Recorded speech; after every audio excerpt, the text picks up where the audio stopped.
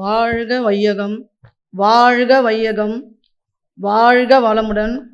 குரு வாழ்க, குருவே துணை. என் பேர் உமா மகேஸ்வரி. நாங்கள் குன்னத்தூர் கிராமத்திலேருந்து வரோம். கிராம சேவை திட்டத்து மூலயமா எங்கள் கிராமத்தில் நாங்கள் யோகா கிளாஸ் வரணும் அப்படின்னு சொல்லிட்டு நாங்கள் வீடு வீடாக எங்கள் ஆசிரியர் எங்களுக்கு சொல்லிகிட்டு இருந்தாங்க. எங்களுக்கு அதெல்லாம் என்னன்னே தெரியாது. யோகானா என்ன, உடற்பயிற்சினா என்ன அப்படின்லாம் தெரியாது. ஆனால் எங்கள் ஆசிரியர் வாங்கம்மா, உங்களுக்கு உடம்பு நல்லா இருக்கும், ஆரோக்கியமாக இருப்பீங்க, மனசளவில் நல்லா உங்களுக்கு பாதிப்பு இருந்தால் எதை சரியாகும் அப்படின்னு சொல்லிட்டு வீடு வீடாக கூப்பிட்டு இருந்தாங்க. அப்போ அந்த கலை நாங்கள் ஆரம்பிக்கிறப்போ என்னோட சூழ்நிலை எனக்கு அங்கே போக முடியல. ஏன்னா என் பொண்ணு மேரேஜ் வச்சிருந்தனால என்னால் அப்போ போய் அட்டன் பண்ண முடியல. எங்கள் ஊரில் இருக்கிற மக்கள் எல்லாம் போய் அதில் கலந்துக்கிட்டாங்க.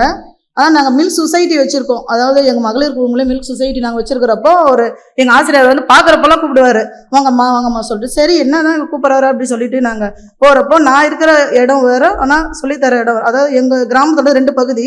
ஒரு பகுதியில் ஆரம்பிச்சிட்டாங்க.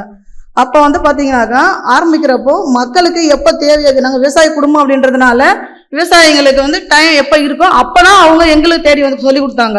இந்த டயத்தில் நீங்கள் வாங்க, உங்களுக்கு சொல்லித்தரோம் அப்படின்னு சொல்லிட்டு எங்களுக்கு எந்த டைமோ அந்த டயத்தில் எங்கள் ஆசிரியர் எங்களுக்கு சொல்லி கொடுத்துருக்காங்க. நான் இருக்கிற இடம் பார்த்தீங்கன்னா இன்னொரு பகுதி. அப்போ பார்த்தீங்கன்னா அங்கே நாங்கள் ஒரு 15 பேரை சேர்ந்து அவங்க அங்கேயும் எங்களுக்கு அந்த டயத்தில் எங்களுக்கு சொல்லி கொடுத்துட்ருக்காங்க. அப்போ பார்த்தீங்கன்னா பயிற்சின்ற உடற்பயிற்சி, தவம்லாம் சொல்லுவாங்க. தவம் அப்படின்னாக்கா நான் நினச்சிப்பேன், அந்த காலத்தில் முனிவர்கள் தான் தவம்லாம் இருந்திருக்காங்க, நம்மளாலாம் அதெல்லாம் இருக்க முடியாது, நமக்கு தெரியாது அது அப்படி சொல்லிட்டு நான் நினச்சிட்டு இருந்தேன். ஆனால் தவம் இருந்தால் அதனால பயன் என்ன அப்படின்றத ஆசிரியர் சொல்லி கொடுத்தாங்க. சொல்லி கொடுத்ததுக்கப்புறமா எனக்கு என்ன தூக்கமே வராது நைட்டில். ஆனால் நல்லா தூங்கினேன், நான் நல்ல நிம்மதியாக இருக்கும். தூக்கன்றது ரொம்ப கஷ்டமாக, ஐயோ தூக்கமே வரல, எப்பவுமே நைட்டு வரல பகலும் வரல, எப்போ தான் தூங்குறது அப்படின்னு நினச்சிட்டு இருந்தேன். ஆனால் தூக்கம் நல்லா வந்தது இந்த பயிற்சி எடுத்துக்கிறதுனால. என் கூட இந்த சகோதரிகளாம் கை வலி, இடுப்பு வலி, உடம்பு வெயிட்டாக இருக்குது, இதெல்லாம் எங்களுக்கு கொஞ்சம் சரியாக இருக்குது அப்படின்னு சொல்லிட்டு அவங்களே வர ஆரம்பிச்சிட்டாங்க. இந்த பயிற்சி நாங்கள் தொடர்ந்து எடுத்துகிட்டு இருக்கோம்.